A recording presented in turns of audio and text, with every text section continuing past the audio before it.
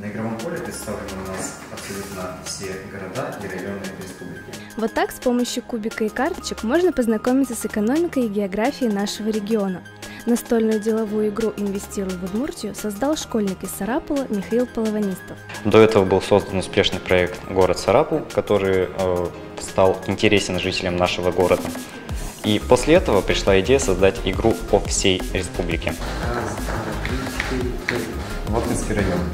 Попав на клетку города или района, можно построить отель или автозавод, а оказавшись в госсовете, получить субсидию.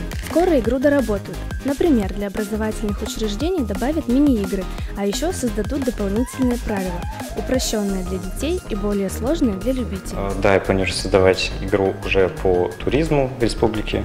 Игра, скорее всего, получит название «Родниковый край». Также будут игры, посвященные отдельным сферам жизни. Бизнес-игра поможет не только развить предпринимательское мышление, но и стать необычным сувениром из Удмуртии.